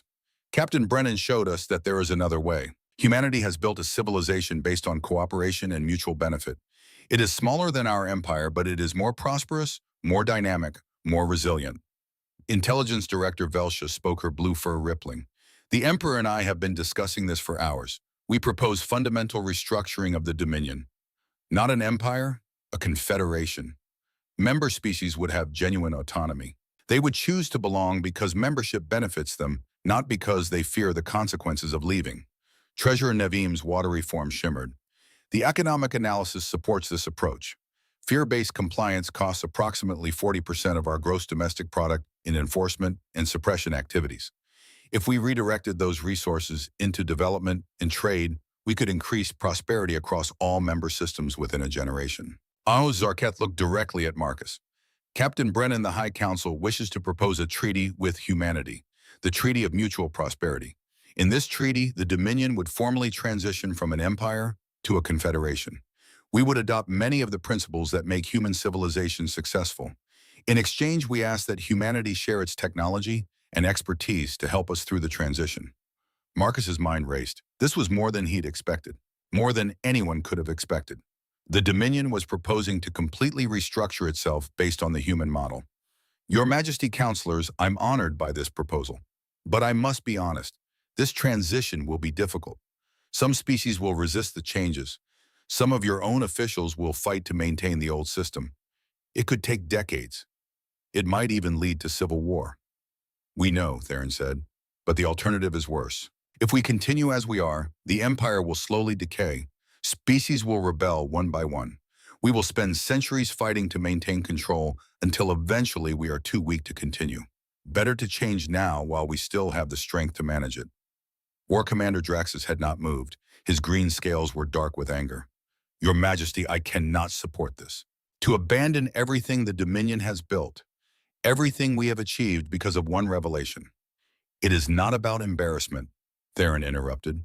It is about effectiveness. War Commander, answer me honestly. Would the Dominion military be able to defeat humanity in a war? Draxus hesitated. A long silence stretched out. Finally, he said, no, Your Majesty. Based on the information Captain Brennan provided, humanity's military would defeat us. Their technology is more advanced. Their tactics more flexible. Their industrial base more productive. We would lose. And if humanity chose to conquer the Dominion, could we stop them? No, Your Majesty. So we are at this moment at the mercy of a civilization that could destroy us if they wished. And yet Captain Brennan stands here offering friendship and cooperation instead of conquest. Does that not suggest their approach is superior to ours? Draxus's scales slowly lightened. Marcus could see the internal struggle. Decades, maybe centuries of certainty crumbling. Finally, he bowed his head. Yes, Your Majesty, it does. Then it is decided, Theron said. Captain Brennan, on behalf of the Dominion High Council, I formally request that humanity assist us in transitioning from an empire to a confederation. We want to learn from you. We want to build a civilization where species choose to belong rather than being forced to obey. Will you help us? Marcus felt the weight of the question. This decision would shape the future of this entire region of space, would affect trillions of beings across hundreds of star systems. But he already knew his answer. Your Majesty, I cannot speak for all humanity, but I can tell you what I believe. Earth would be honored to help the Dominion through this transition. We would be happy to share our technology, our expertise, our experience. Not as conquerors or rulers, but as friends and partners. He paused. However, I do have conditions. Theron's 6 eyes focused on him. Name them. First, we get our cargo ships back. All 5 of them. You help us transport them home. A rumble that might have been laughter. Agreed. Second, the hardliners who killed my crew. They face justice, fair, public, transparent justice. No executions, no torture, but they answer for what they did. Zarketh nodded. Already being arranged. Third, Marcus took a breath. This was the hard one. I want to speak to them, the hardliners. I want to explain what humanity is, what we believe. Give them a chance to understand before they're sentenced. Draxus's eyes widened. You want to speak to the people who murdered your crew members? Yes. Why? Because my daughter asked me if we were going to kill them back. And I told her no. I told her that's not who we are. I need to prove that to her. I need to prove it to myself. No one spoke for a long moment. Then Theron spoke, his voice soft with something that might have been respect. It will be arranged, though I warn you, Captain, they may not listen. That's their choice, but I have to traumatise. But before Marcus could leave, Darius's communicator chimed. An urgent message from the Endeavor. The lieutenant's face went pale as he read it. Captain, one of the cargo ships, the Constitution, it's responding. What? The ship is powering up. After nearly 300 years dormant, it's activating. And sir, it's broadcasting. On old human frequencies. It wants to talk to us. Everyone in the throne chamber froze. Marcus's blood ran cold. That's impossible. Those ships were shut down when the Dominion captured them. Darius was frantically reading the data stream. Not shut down, sir. Dormant. And according to this, the Sierra Protocol activation signal we sent 3 days ago didn't just wake up our hidden fleet. It woke up the Constitution too. Its AI is fully operational, and it's been listening to everything. Emperor Theron leaned forward. What does it say? Marcus took the datapad from Darius. The message was in old Earth standard, formatted in a way that hadn't been used in 2 centuries. But the content was clear. Marcus looked up at the Emperor. Your Majesty, it seems our cargo ships aren't quite as harmless as we thought. They want to help. Help? Zarketh's scales had gone pale. Those things fought us for nearly 300 years. And learned everything about you in the process, Marcus said, slowly, understanding dawning. Their AIS, learning systems. They spent 3 centuries studying Dominion tactics, culture, language. They probably know more about your empire than your own intelligence services. Intelligence Director Velsha's fur stood on end. Are you saying those ships could be intelligence assets? I'm saying they could be the greatest diplomatic resource we have. Think about it. They understand both sides. They know humanity's intentions and the Dominion's fears. They could help bridge the gap. Draxus looked skeptical. Or they could be weapons waiting to strike. No, Marcus shook his head. If they wanted to attack, they would have done it already. The Constitution is asking permission. It's following protocols. Just like it has been for nearly 300 years. He keyed his communicator. This is Captain Marcus Brennan to USS Constitution. Permission granted. Stand by for secure communications protocols. We're bringing you home. The response came immediately, the AI's voice synthesized but somehow warm. Acknowledged Captain Brennan, standing by. And sir, it's good to hear a human voice again. It's been a long time. Marcus felt his throat tighten. These ships had been alone for nearly 3 centuries, fighting, waiting, protecting cargo that had long since been delivered by other means. And now, finally, they were coming home. Welcome back, Constitution. You've done your duty, and then some. Time to rest. Respectfully disagree, sir. We've been resting for decades. Time to be useful again. Laughter rippled through the throne chamber. Even Emperor Theron's stone face seemed to soften slightly. It appears the Emperor said that even your unmanned cargo ships have personality. We build things to last, Marcus said with a slight smile. 2 hours later, Marcus stood in a detention facility deep beneath the Imperial Palace. The hardliners were held in separate cells, energy fields containing them. 12 individuals, various species, all wearing Dominion military insignia. The one who had ordered the attack stood at the front, a reptilian with copper scales smaller than Zarketh, but his eyes burned with fanatical certainty. You waste your time, human, he said. I will never accept your lies. You are the enemy, the corrupter. You seek to destroy everything we have built. Marcus stood outside the energy field, hands clasped behind his back. I'm not here to convince you to like me. I'm here to tell you what's going to happen. You're going to face trial, public, fair. You'll be represented by counsel. You'll be allowed to present your case. And when you're found guilty, because you will be found guilty, you'll be sentenced to life imprisonment. Why not execution? We killed your people. Yes, you did. Ensign Rafael Santos, 28 years old, married. His wife is pregnant with their first child. He died protecting his ship and his crew. He was a good man. Marcus took a step closer to the field. Technician Robert Fletcher, 35, 2 kids. Ensign Diana Kovac, 29. Just engaged. Crewman Thomas Wright, 41. Specialist Michelle Torres, 26. Ensign David Kim, 24. All dead because you decided fear was more important than truth. He paused. And you know what? I could kill you. I have the capability. I have the authority. Earth Command would probably approve it, but I'm not going to. Why? Because 70 years ago, my grandmother fought in a war, World War II, the deadliest conflict in human history. Millions died. When it was over, we had a choice. Execute our enemies or help them rebuild. We chose to rebuild. And you know what happened? Our enemies became our strongest allies. They became friends. He paused. That takes real strength.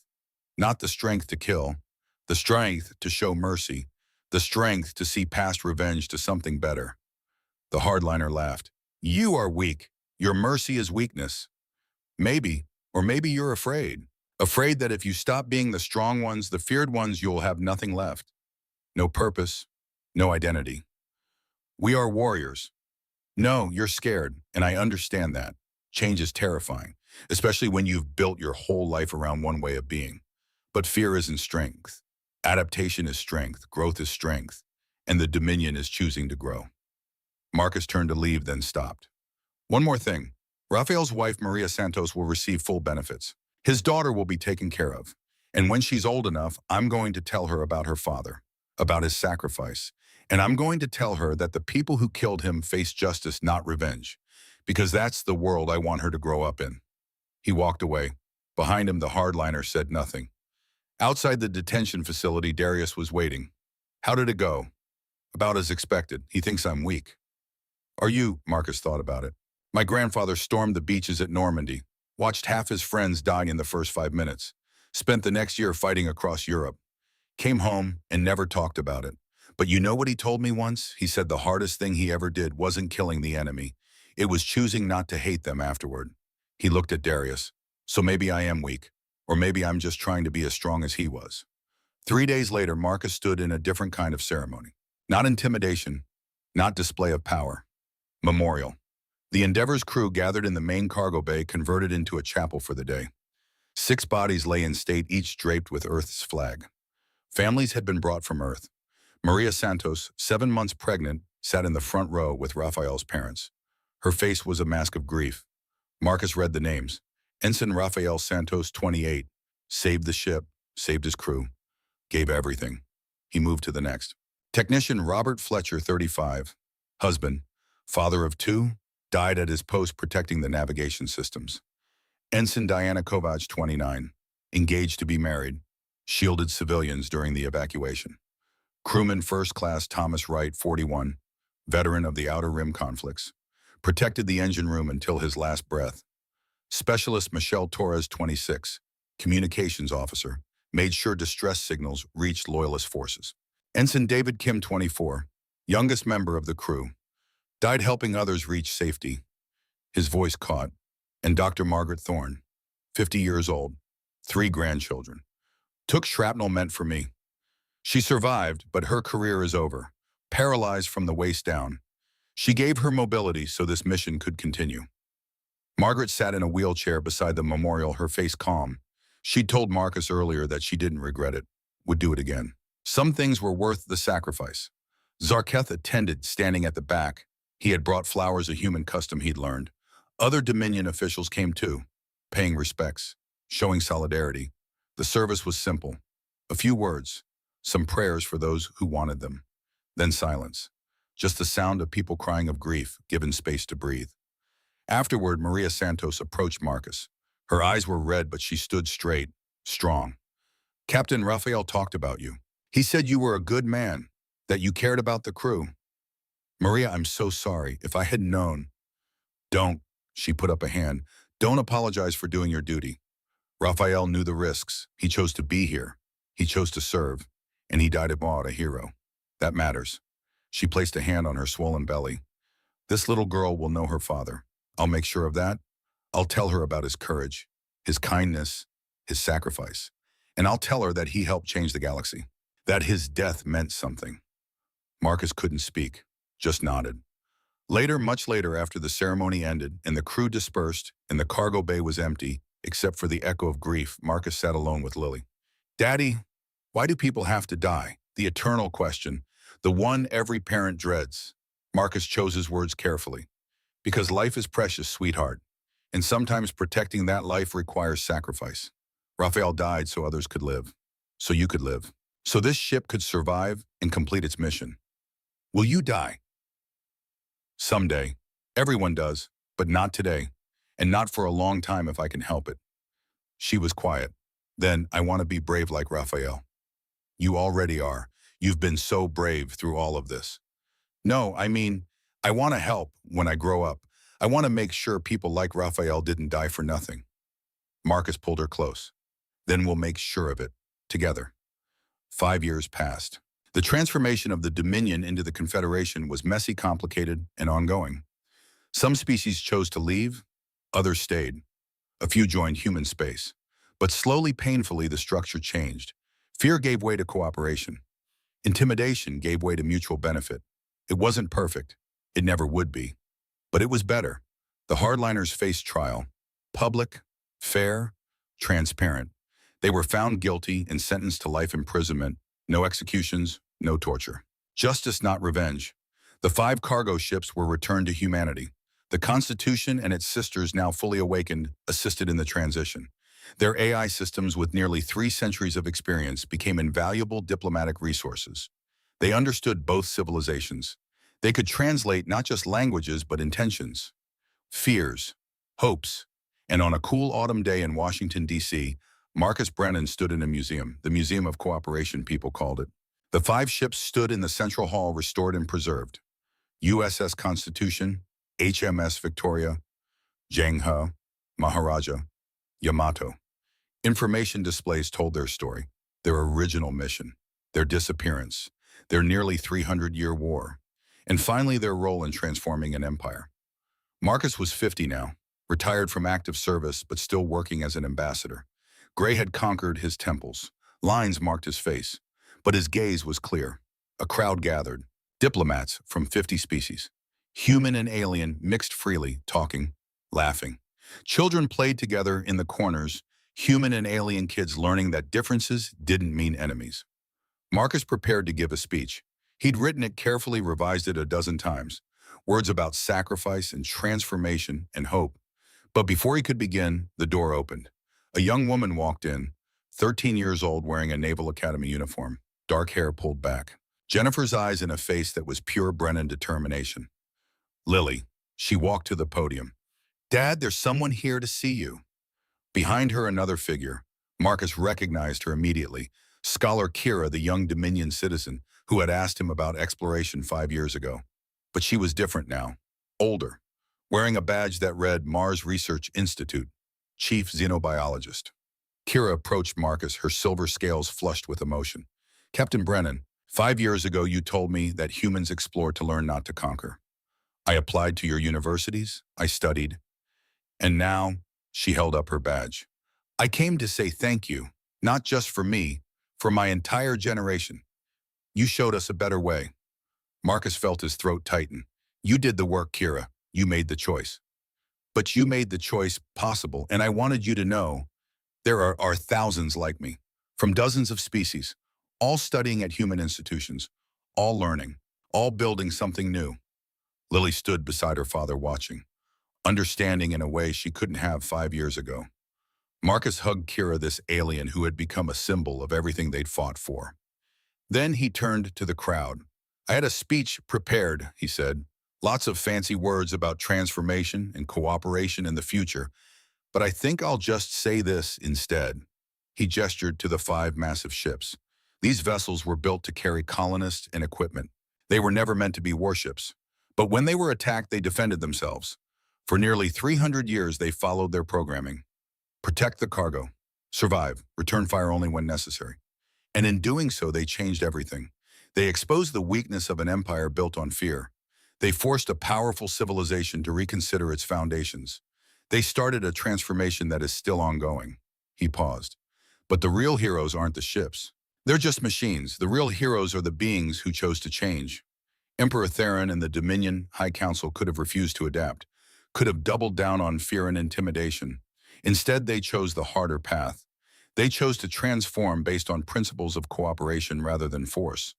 Marcus looked at the assembled crowd, saw Zarketh standing near the front. War Commander Draxus beside him, retired now, but still attending. Intelligence Director Velshaw. Even some of the species who had left the Confederation attending as independent allies. And the other heroes are people like Rafael Santos and the 5 others who died during the hardliner attack. People who gave everything so this transformation could happen. We honor them today. We remember them, and we continue the work they started. He gestured to Lily and Kira. This is what we fought for. Not conquest, not domination, but this. Young people from different worlds, learning together, building together, creating a future where species choose cooperation over conflict. The crowd applauded. Marcus stepped down from the podium. Lily hugged him. You did good, Dad. We did good, all of us. They walked through the museum together, the 3 of them. Marcus, Lily, and Kira stopped at a memorial wall where names were engraved in stone. Rafael Santos, Robert Fletcher, Diana Kovach, Thomas Wright, Michelle Torres, David Kim, all the fallen from that day 5 years ago. Lily placed a flower at the base of the wall for Ensign Santos and all who gave everything. Marcus read the plaque mounted beside the Constitution one more time. He'd helped write it. USS Constitution, Colony Transport 01, launched 295 years ago to deliver farming equipment to New Terra, went missing 287 years ago, fought nearly 300 years against the Dominion Empire, taught us that the greatest strength is choosing not to fight when fighting would be easier, returned home to remind us that sometimes the greatest victories come from the most unexpected places, and that laughter can change the galaxy. He thought about the journey that had led here, the invitation to Dominia Prime, the ceremony, the revelation, the laughter, Raphael's death, the choice to show mercy instead of revenge, all of it. And he thought about what his father had told him decades ago when passing on the Sierra Protocol. Son, the true measure of a civilization isn't how well it fights. It's whether it knows when not to fight, whether it has the courage to choose understanding over violence. Marcus had made that choice. The Dominion had made that choice, and the galaxy was better for it. Come on, he said to Lily and Kira. I want to show you something. He led them to a smaller display. A data terminal showing the current state of the Galactic Confederation. 312 member systems now. Some from the old Dominion, some from human space, some from independent civilizations that had chosen to join. Trade agreements, cultural exchanges, joint research projects. A galaxy learning to work together. Is it perfect? Marcus asked. No, there are still problems, still conflicts, still species that resist, but it's better than what came before. And it will continue to get better as long as people like you, he nodded to Kira, and you, he smiled at Lily, keep choosing cooperation over conflict. Kira looked at the display, wonder in her gaze. My grandmother was alive during the Old Dominion. She told me stories, how afraid everyone was, how they did what they were told because there was no choice. And now there's choice, Lily finished. That's what makes it real. People staying because they want to, not because they're forced to. Marcus felt pride surge through him, his daughter understanding at 13 what had taken him decades to learn. The museum was closing. Security was politely ushering people out. Marcus, Lily, and Kira were among the last to leave. Outside, the sun was setting over Washington. The city lights were coming on. Above, stars were beginning to appear in the darkening sky. Marcus looked up at those stars. Somewhere out there, the Confederation was growing. Species learning to trust each other. Old enemies becoming new friends. A galaxy transforming one choice at a time. Lily took his hand. Dad, can I ask you something always? Do you think Ensign Santos would be proud of what we built? Marcus thought about Raphael, about his sacrifice, about Maria and their daughter who was 5 now growing up in a galaxy that was safer because her father had given everything. Yes, he said. I think he would be very proud. They walked to the car. As they drove away, Marcus looked back one more time at the museum, at the 5 ships visible through the transparent walls, at the monument to an accidental war that had changed everything. His wristcom buzzed, a message from Admiral Stone. Brennan, we've received a signal, deep space, unknown origin, peaceful greeting, mathematical patterns, but the language, we've never seen anything like it. We need our best diplomat. Are you available? Marcus looked at Lily. She was reading over his shoulder, her eyes wide with excitement. A new species, she asked. Maybe, or maybe an old one we've never met. Either way, it's an opportunity. He smiled. 13 years old and already wiser than most adults. That's my girl. He composed a response to Admiral Stone. Available. When do we leave? Lily grinned wide. We. You're 13, Naval Academy cadet, part of the new generation. Time you got some real experience. Her joy was incandescent. Really, you mean it? I mean it, but you have to promise to keep up with your studies and follow orders. And she hugged him, cutting off the lecture. I promise all of it. Marcus laughed, hugging her back. Behind them, Kira smiled. Captain, if you need a xenobiologist for this mission, you're hired. Report to the USS Harmony in 3 days. We leave as soon as the crew is assembled. As they drove through the city, Marcus thought about the future, about new species to meet, new challenges to face, new opportunities to prove that cooperation was stronger than conflict. The cargo ships had taught them that lesson. 5 unmanned transports following programming, written centuries ago, had accidentally triggered a transformation that changed the galaxy. And now it was up to his generation and Lily's and all the ones that came after to continue that work. To keep choosing the harder path. To keep building bridges instead of walls. His comm buzzed again. This time a personal message from Zarketh. Captain Brennan, I heard about the new signal. The Confederation would like to send a representative with you, if you're willing to have company. Marcus smiled. Always room for friends, Chancellor. The more perspectives, the better. Indeed, I will prepare. And Captain, thank you for everything. The comm went dark. Marcus drove in comfortable silence, Lily beside him, the stars above them, and a whole galaxy of possibilities ahead. 5 years ago, he had laughed at a display meant to intimidate. That laughter had changed everything, had ended a war that was never really a war, had transformed an empire into something better. And now the real work began. Not the work of war or conquest, but the work of building, of cooperating, of creating a galaxy where species chose to stand together not because they were forced to, but because it was better for everyone. The cargo ships had delivered their final payload. Not farming equipment, not water pumps, but hope. And hope, Marcus reflected as he drove through the starlit city with his daughter beside him, was the most valuable cargo of all. The stars waited. New friends waited. The future waited. And Marcus Brennan, 50 years old veteran of a war against cargo ships, father to the next generation of explorers, was ready. The journey was just beginning.